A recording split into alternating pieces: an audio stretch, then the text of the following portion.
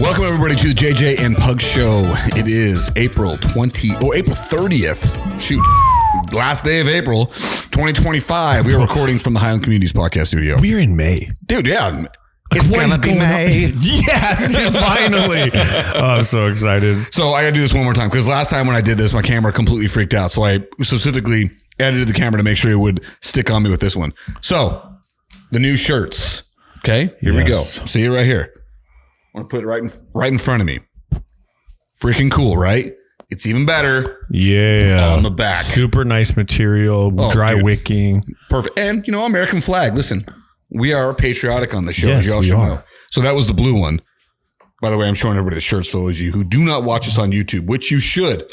Spike our views. And then here is the gray. I personally think the gray is the best one. I mean, look at that. The way the cactus pops on that thing, dude. It's freaking awesome. It looks great. I love the cactus. The cactus just busts right out.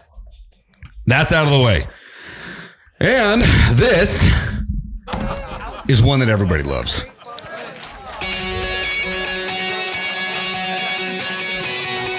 I'm waiting for you to have a reaction here. Oh, I'm waiting to hear. And initially, I thought it was going to be Limp Bizkit, but it's not. No.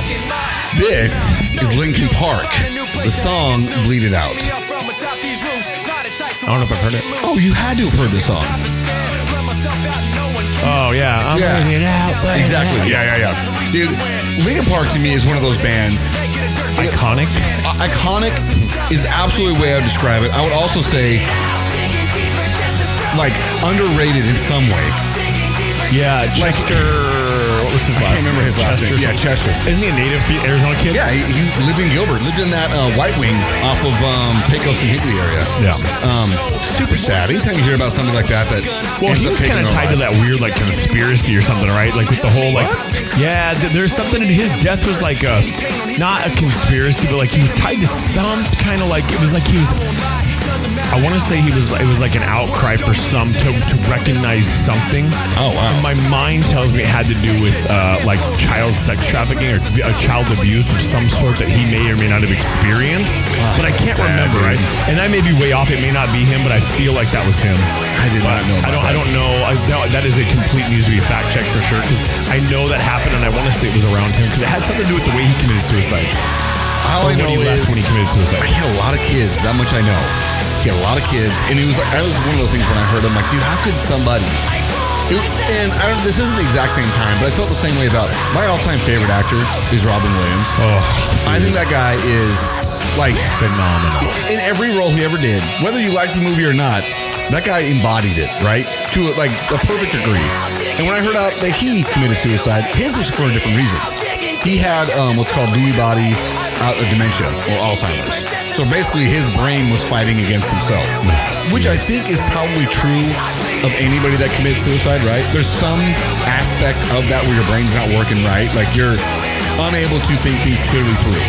It has to be to some way because it's just so unnatural to want to think. Do you not know? I know. I can't like, you know, I know people who work in the medical field, you know, like my wife does, and she works in surgery, right? And she'll work in where people come in and they've got to put back together people that have attempted suicide by knife, by cutting, by whatever, right? And I mean, and the people that miss and still live, like people come in and their necks are cut below the carotid or around the carotid, but they've got these gaps. You're like, that is committed. Yeah. Like, how are you that, like, not to do it once, but twice? Or like the wrist, right? The hesitation marks, there's always like extra, right? You don't just have one real clean cut because you're trying to hesitate, but it's like, how do you commit to that? Like, dude, just the thought of it makes me. And that way you're going to like be in so much pain, bleeding out. Like, why? Yeah. I mean, the easiest way to do it, there's easy ways to do it. That seems like a hard way. That's what I mean. Like all of it seems like there's something that's not firing right.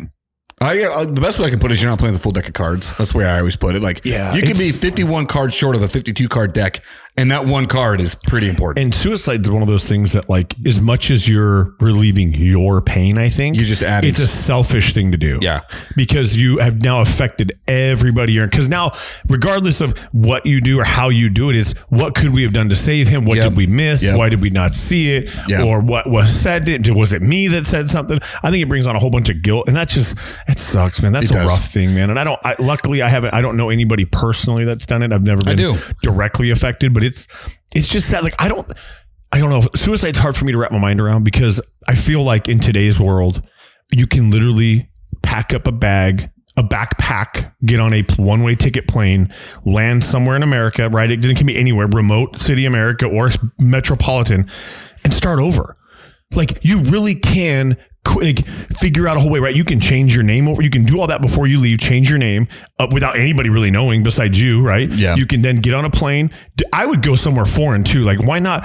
You have a passport. Cool. Get on a plane, head to, I don't know, Tahiti, Costa Rica, baby. Costa Rica, whatever you're into, the Philippines, right? And just figure it out. Yes, it's going to be tough, but if you go with a little bit of money to some of these less fortunate countries, you can get by for a little bit and you live on just okay. And then you start to learn trades or you start just picking up stuff and you start with a hut by the beach or whatever, but you don't have to lose your life over it. Right. Yeah. Because I feel like it'd be something you come back to later. Maybe you're in a dark place. Maybe you need to start. And then eventually maybe 5-8 years later, you come back. And I mean, if you have kids, how do you take your life? I'll never understand that. See, that's where I'm saying, like, that's where there's no possible way that you could ever rationally describe it because it doesn't rationally make any sense. No. I remember we had I don't know that we meant to have a suicide discussion, but we've had them before on the show. And it's always been, hey, listen, if you ever feel like that, reach out to somebody. Yeah. Because you are never not cared for. There is somebody that cares about you. And so whenever somebody gets to that point, it's because they really have dug themselves into such a deep, isolated hole that they lose sight of that. Well, and what's strange is how in today's world, how young it's happening. Oh yeah, dude. Like how are you? And you know, we could argue social media. You could argue the things they see that on TV where like everybody puts on this front on a social media campaign and where this life is so great. And how come I don't have that life? How come I don't have that? How come my parents don't do this or my friends, whatever, right? 100%. And it's all a joke. It's all a facade. It's all whatever, but it's all fake. How can you at that young at 13, 15, because you know, like these kids, we've had kids locally who've hung themselves, who've done all this, and you're like, how do you feel that alone at 15? Like you have your whole life ahead of you. Yeah. And really what you do as a juvenile in this weird stage of high school, right? Because high school can be really rough for people. I get it. But it's temporary. Like you can literally move on. See, and that's when it first happened to me. My first experience with it was in high school. And I remember thinking it's just one of those things where like, there's so much still out in front of you. There's still so much out in front of you that this one hard moment is it's not, I can't emphasize it enough when I say it's not enough to end it over. That's, like I said, you have to be playing with a card short or a few cards short to ever get to that conclusion. Or you are in a position where you've dug yourself into a hole. And again, you have isolated yourself and refused to search out any kind of help.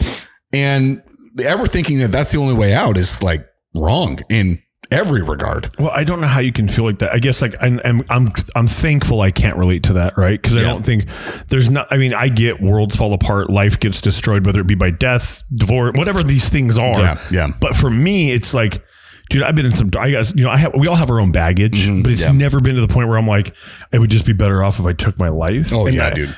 That's the hard part, right? Is how do you get to that where you feel that way, especially as a child? Mm-hmm. Like you've got your whole life ahead of you, where arguably, you know, like you just know that, hey, look, I'm going to be fine. I'll turn 18. If it's a home life thing, I turn 18, I can leave. I can graduate high school, I can leave. I never have to look back. I never have to talk to my stepdad, stepmom, maybe my real parents, whatever it is. I can leave. Yeah. But like to take your life, I don't know. So we didn't plan to talk about this, by the way, but did you see that thing that I sent you?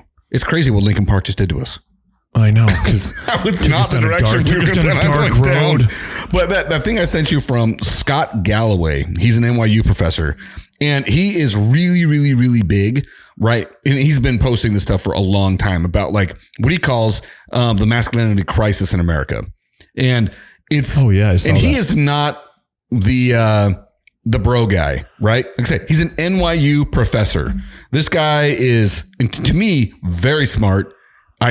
Whenever I listen to him talk, I'm like, yeah, this guy's well thought out. One of the things he's talking about right now, and this is a slideshow that I sent you, it says boys are falling behind in school, in work and in love, and nobody wants to talk about it. 1 in 3 under 30 has never had a girlfriend. That I found crazy, but then I was like, oh, you know what? It doesn't surprise me. Because social media. I've got daughters, right, that are 18, 17, 18, 16, whatever. And I feel like it, like, okay. I feel like I have my girls are. This is terrible, but it's obviously biased. But I have very beautiful girls, right? Hey, listen, bro. I agree. Your girls are gorgeous. They, and it's hard because obviously it sounds biased, but at the same time, you should think your kids are beautiful. It also sounds weird coming from me over here, but I'm being honest with you. You got very beautiful girls. My oldest is blonde hair, blue eyed. Like, I mean, it's like she is. I mean, and her eyes are bright blue, right? Bro, and whenever we go anywhere, who's my son Taylor the entire time? Lexi. Dude, he is 2 steps behind everywhere she goes. Yeah, because it's just so, but they don't have a lot of it seems like they haven't had a ton of boyfriends, and it's probably because the guys are just, for lack of better words, and you can bleep this out, but douchebags. Yeah, no, I'm not going to bleep that out. That's how they are. Like, they just don't get it. And I think a lot of it has to do with not having fathers in the home or present, right? Or just or they're not teaching their men to be chivalrous or, you'll find one and then you're like, oh, and he may not be the best looking one, but hey, you could be treated really well by a guy that may be an 8. You know what I'm saying? Well, and I think a lot of it also has to do with the fact that the social media of you don't ever actually have real connections, you have fake connections. And then the other thing is porn. Because all the things that you would have wanted to get from a real person, you can get from a screen. And so those are things that it's so incredibly prevalent now.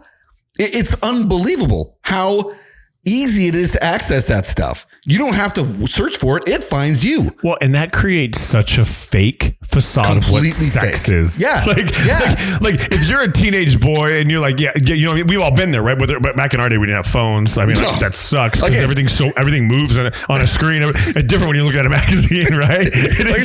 We had to search. Yeah. We had to be imaginative. You know what I'm saying? These kids now not. But then it's like they think this is why you think that's what it's like. That is not what happens in real life. It's just not. No. Like, you need to understand. Yes, there are versions of it, but no. Like, you have this unrealistic idea of what you believe to be sex, and it's not. And it goes both ways. Yeah. And how the way it ruins girls. Oh, to think that this is the way that they're supposed to be. It's like, no, this is, it's always a joke. It's like, man, porn really lied to me. Oh, you think? Yeah. It's not the same, dude. Okay. And then I was going to say, and the other thing I was going to say about not having any girlfriends is nobody's really taught how to date. Like, we all hang out. You don't actually learn how to get the balls to go and talk to a girl and have that girl be your focus. Like, you don't do that anymore. You just hang out. And hopefully the night ends with you with somebody instead of, hey, I'm going to go find this person and I'm going to make something happen. Right. I'm going to use some confidence and actually go and pursue a girl. Well, and when we were in school, right, when you'd hang out with people, like now it's funny because like their kids will come over and hang out. Yeah. And they sit on the couch or they stay in the room and they're on their phone. Yeah. Like, we didn't have that. So you were talking, you were playing, you were doing something. You were egging houses or cars. You were doing something You may not have been doing something good. You were doing something social where you were out and about, right? Actually interactive. Yeah. Like, it's crazy. And then now you sit these kids and they're like, why are we like, what do you just... Like, Allie said this wonderful phase of reading. Okay. Like, I'm not even mad about it. She's reading books, and book reading is, they've linked that to intelligence all the way back, right? Reading is always good. Right. So her and her friends are reading, and Lexi makes fun of them for it. But like, Allie will go to her friend's house to sit on the bed, and they will both just sit and read the same book. And it's like a book club, right? And they probably talk about of course, right? But it's kind of funny, but at the same time, it's like, I never did that, dude. I mean, we would just not, because you're that is like a way scaled down. We were playing Halo, we were playing GoldenEye, and then we were like, again, once like the sun went down, it's like, all right, let's get outside. Let's go. We were like, let's go. Like, we're gonna go. Like, dude, this is called ice blocking. Like, like that kind of stuff. Right? Down a hill. Yeah, like doing all kinds of weird stuff. Dude, one of my absolute all-time favorite thing was glow in the dark frisbee, ultimate frisbee. Find an open field, sun is down, lights out, ultimate is the best. That would be cool. Oh, it was so fun. And you're all in black, so like nobody can see you coming to grab it. Bro, we had a lot of broken teeth. Oh yeah, bro. We had some serious injuries. I remember one time my buddy Dallin went up to go get a ball. Right, I'm gonna get the frisbee. Guy comes up underneath him, hits him right there. Dallin's 2 front teeth stuck in the guy's skull, gone. Shaved off. Like, he's like, the roots are still there, but they're broken in half. That dude's got 2 teeth stuck in his skull. Dallin came down with the catch, immediately took off. Had to go find some emergency dentist. And the important thing there, he came down with the frisbee, did not drop it. Okay, the next thing I was going to say, and this is something that's been known for a while that's very sad. Suicide is the #1 cause of death for young men over 50 in over 50 countries. Oh, you're getting into a bad habit, little Raya. You can't close the door when the air conditioning's on. You're not when you leave the door handle like that. Raya, what are you doing? She's like, what are you doing? Sweetheart, answer my question. What are you doing? Bro, I can't wait till she's 15. Come here. Okay. Yeah. Okay, Mama's going to take you back, okay? Thank you for party. She's like, party's over. Thanks, babe. Number one cause of death for young men in over 50 countries. What? That's crazy. That is terrifying. And it's because of the isolation. It's the inability to interact. It's I don't have a girlfriend. I don't know how to get a girlfriend. And times a million other things. The other problem is how scary it is economically right now. Boys from fatherless homes are 300% more likely to carry weapons or drugs. Why do you think that is? Because the dad is not around to tell him no. Yeah, or to tell him like, hey, listen, carrying a gun doesn't make you a man. Yeah. Now listen, does carrying a man make you not a man? No. But usually does carrying a man make you not a man? Is that what I said? Yeah. I said carrying a gun not make you a man. Carrying a gun make you a man. You said gun, but you didn't say gun. You said man to man. My bad. Carrying a man doesn't make you a man. You're right. It actually kind of does. I mean, if you're kind of a bigger man. Yeah. But like, but no, I mean, the idea that you need to carry a gun to prove your masculinity is like, I mean, that is so incredibly wrong. It's keyboard warrior in a sense, right? Yeah. Like you think you're a tough guy now because you carry a gun. Yeah, because anybody that comes at you, just shoot them. You got a gun. Instead of like using any other form of ability to reason, talk to, de-escalate. Fewer male teachers, mentors, and role models. So I can tell you exactly why there's fewer male teachers, because you can't at all, as a man, provide for a family as a teacher. Yeah, especially in Arizona. Good freaking luck. Yeah, I don't know how anybody does it. Yeah, even two teachers, you're making $90,000 together. You're like, what? And that doesn't pay for a house. That barely covers rent. Now you're going to talk about food and everything else. That's below like the median average of needing in Phoenix. Yeah, because home prices are insane. Rent prices are skyrocketing. Cost of everything else has gone up. So I mean, like that one I get. Now the mentors and role models, I kind of look at it and think that is something that religion does a great job of providing. And there's obviously stories out there where that turned it into the wrong level, like turned into abuse and molestation. That is a minority case that people blow up into a majority case. That's not true, which ruins, again, anybody to look to say, well, you know what? That person at church, that's probably a good role model right there. Yeah. Because now it's like, oh no, that guy could be a creep. Chances are he's not. That's not a high chance. Is it possible? Yeah. It's also possible to get struck by lightning. Like, I'm not saying that it's the same ratio, but what I'm saying is like we blow things like that out of proportion to pretend like it happens all the time when it's like, it happened. Yeah. We're not going to sweep it under the rug and say it didn't, but that doesn't mean it happened every single time. As a person who went through Boy Scouts of America and who went through a young men program in a church, guess what? Never once was molested, ever. And have great memories of great men that took their time to mentor me and my friends. Like, teach me to do boy things. Yeah. Teach me how to use a knife. Teach me how to use a bow and arrow and a gun. Like, teach me how to camp. Teach me how to cook from a Dutch oven. Teach me how to like start a fire. Like, do stuff that's fun to do and actually is kind of necessary in life. Yeah, they don't do that much anymore. No. More boys raised in single mother homes, which is true. And this is, I don't have the statistic in front of me. One of these days, I'll probably have to be prepared for that. But it is a known fact that children raised by just their mother have a harder time in life once mom's gone, or even during the time in mom's home. Children raised by just the father, opposite. That's not saying mom's bad. That is not at all the case. That is not at all the case. I don't want anybody to take that number, that the statistic or fact, and think that I'm saying that, you know, mom doesn't do the job. That's not the truth. Everybody knows that's not the truth.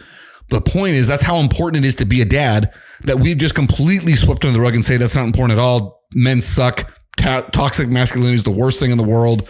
Men don't know how to take care of kids. It's like, that's not true. Men just do it differently than women. Yeah. And young boys specifically need a father to teach them what is right and what is wrong. I can tell you right now, in my own home, my kids listen to me differently than they listen to their mom. That's just a fact. Are you looking that up for I'm me? trying to find some kind of like statistic for it. Okay. Also, you should look up the one where the percent, how much worse are kids percentage wise for any other adult than they are for their mom? I remember this number off my top of my head, but I want to know the source before I say it. Okay, wait, what was it with that again? How much worse are kids for any other adult than they are for their mom? Wait, how much worse are kids for any other adult other than their mom? Like, what do you mean? Like attitude wise? Yeah. Everything wise. Obedience, attitude, cleanliness. Kids tend to be more reserved around anyone else, but their parents are a safe place. Kids push boundaries and have meltdowns around their parents, blah, blah, blah, because they feel safe. Why children act worse around. Well, there's an awareness act. I mean, I don't know. This depends what article you read, I guess. Okay. Oh, psychology explains why children act worse around their mothers. It's from Awareness Act. It's probably what you read. So I'm looking right here. Okay, well, I said that. Guess what? It's not supported by scientific evidence. So, But the reason why the claim is that kids are 800% worse, by the way, is the number, is because kids are far more comfortable with their mom. They know mom's going to love them no matter what. Doesn't matter, which are good things. Yeah. But also kind of a negative sense that they're not worried about mom disciplining them. They're not worried about what mom's going to do if they don't follow commands or listen.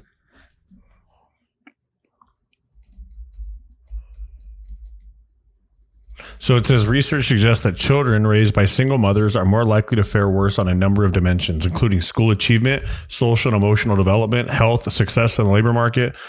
And then it goes on to talk a little bit more, but just an interesting thing about, and then it goes into single parenthood, which, I mean, you could argue single parenthood could be a bad thing or a good thing. I think the problem is when you talk about single parenthood, it's one is not active at all. Mm-hmm. I think you can be in a family of like a separated parenthood. And as long as you're both very active in their life and doing things, it's not a big deal.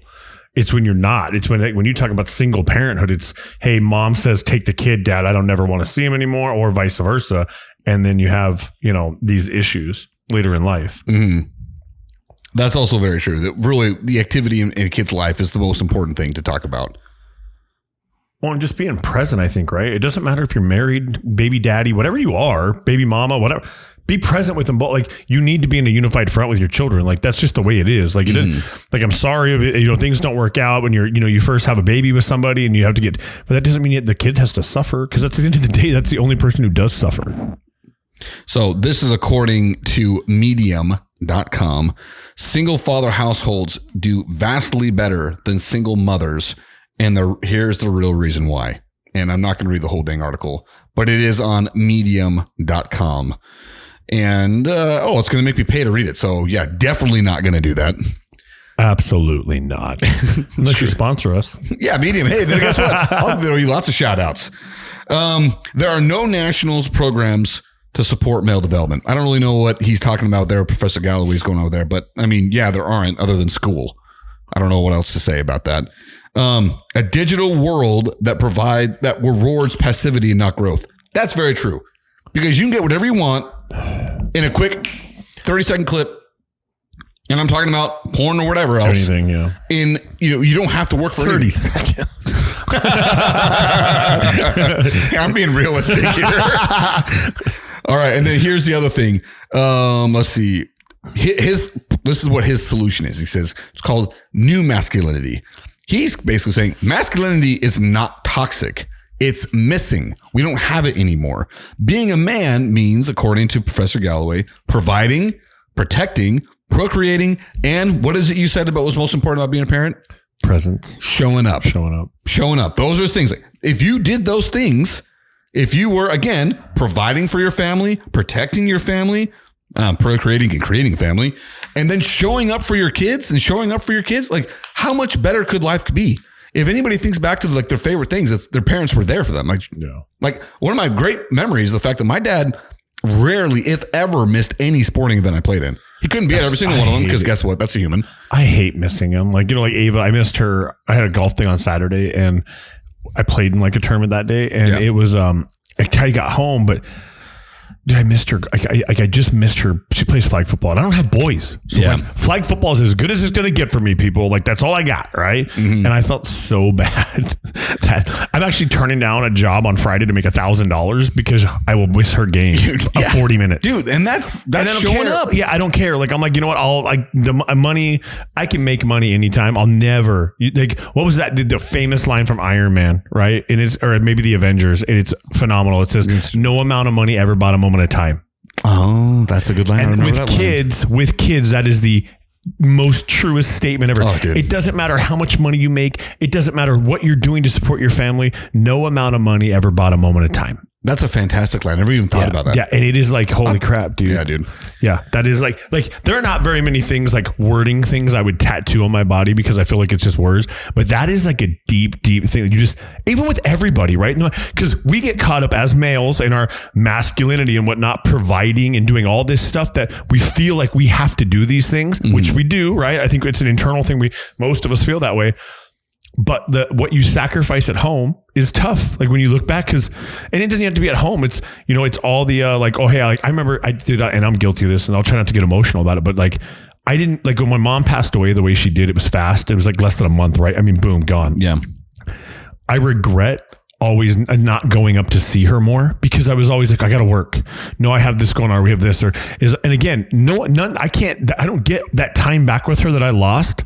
I don't get you don't get that back anymore. So it sucks. Right. And the same with kids and all that. It ain't worth it. So that's why I'm like, I'm not going to miss flag football anymore. I hate missing things. I just want to be present. I want to be known as, hey, dad was always there. Right. Mom and dad were always there.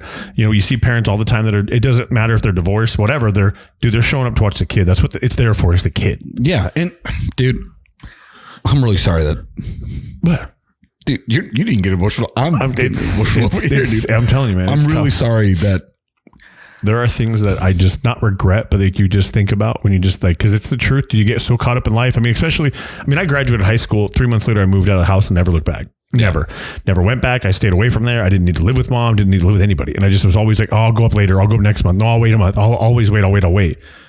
And then all of a sudden, and then the time's gone. And it was because I'm trying to obviously support my family. It wasn't bad, but could I have gone up 100 times more than I did? Absolutely. Yeah. Did I need to sit and actually make that extra little bit of money where, again, all that money didn't buy an extra moment of time with anybody up there, Yeah. So yeah, it sucks. Dude, that's, what we said we were going to talk about on this? I don't even remember. We talk about the NBA playoffs. I don't even, dude, it's funny is I can't get the Google Doc to pull up, so I have no idea. It doesn't even show up. It's, but every once in a while, I would say that we do get a little bit probably deeper than we planned on. And this would definitely be the case. And that's started it with your little, your Linkin Park. Dude, that's all I did was play Linkin Park. Look where we went.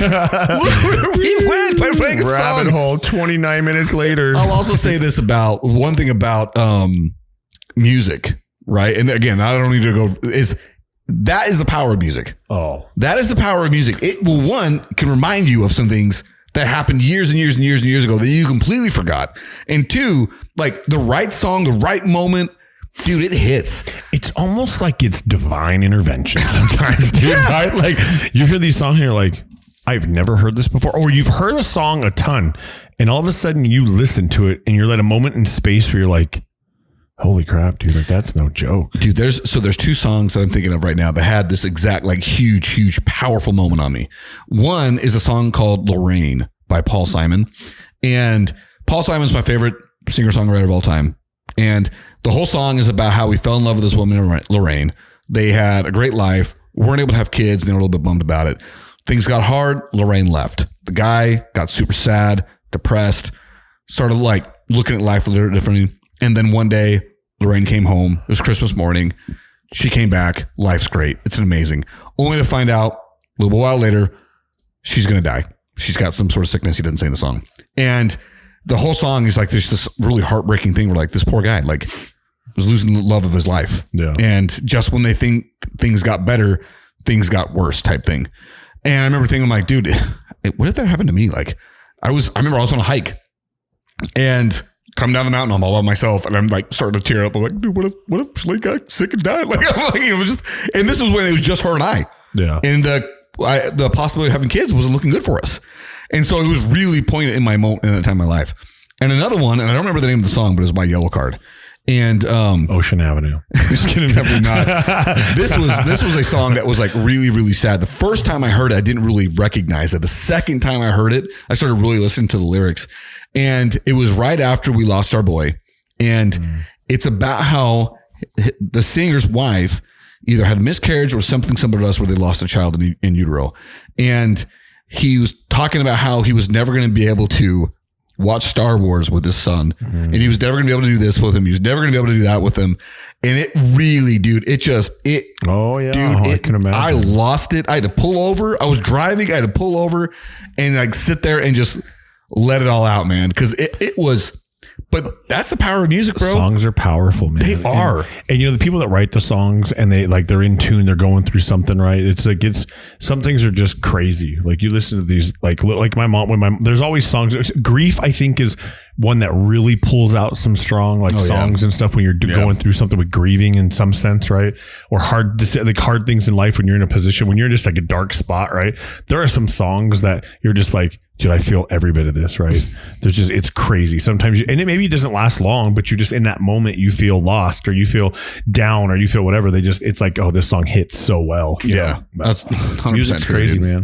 So again, that was not the plan. You know, this will be perfect. This will be the May 7th episode, not April 20th. The one that we'll release that has no specific time that needs to be mattered about when we talked about what we talked about. So I know I started the episode in saying this is April 30th. No, it's actually May 7th. We are recording this for the future because I will be in Florida next week. Yeah, and I'll be in DC the following week. Oh, shoot. I'm going to a work thing it's a national event there. I'm going to be there for a week. Dude.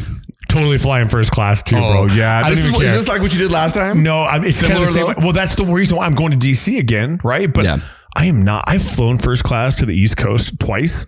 I don't know if I could ever not fly first class to the East Coast. Bro, I am flying. A 2-hour flight, sure. Dude, I am flying to the East Coast on Sunday with a 3-month-old baby. Oh, first class, I hope. On Southwest. Oh, dude. You had better believe. I am so concerned about how much this is going to suck. Oh, dude, that is...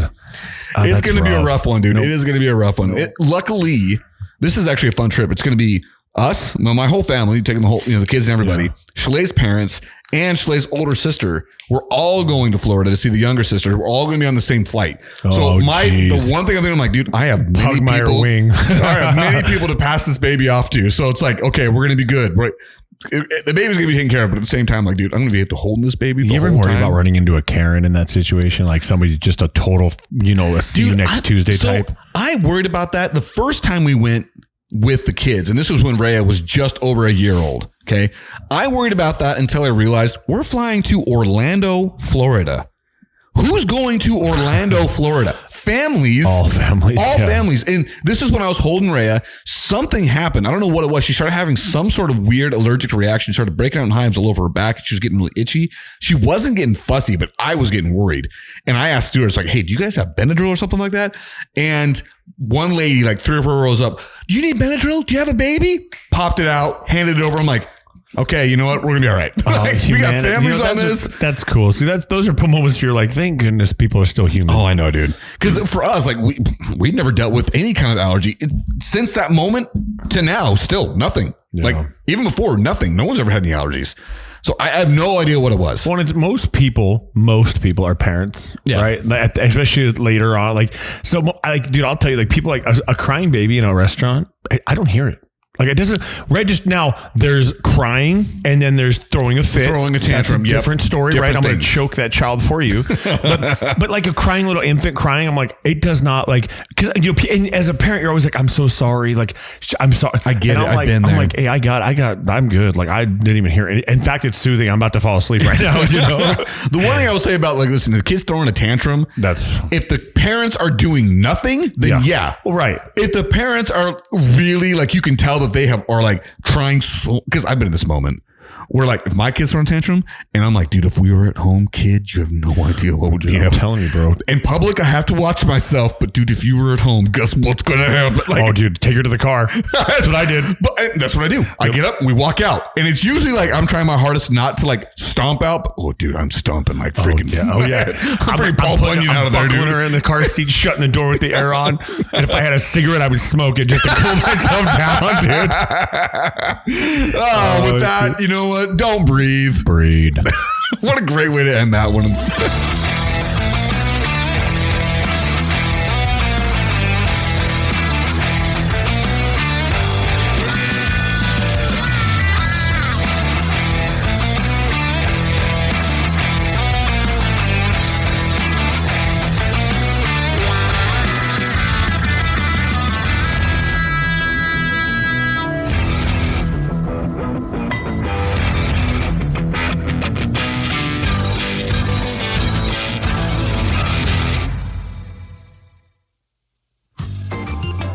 The JJ and Pug Show theme song was written, composed, and performed by Lane Hartman.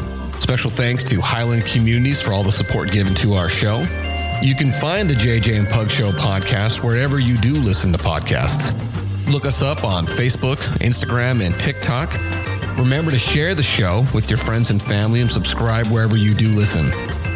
If you're able to, please feel free to support us by sending a donation to us by going to ko-fi.com/the JJ and Pug Show.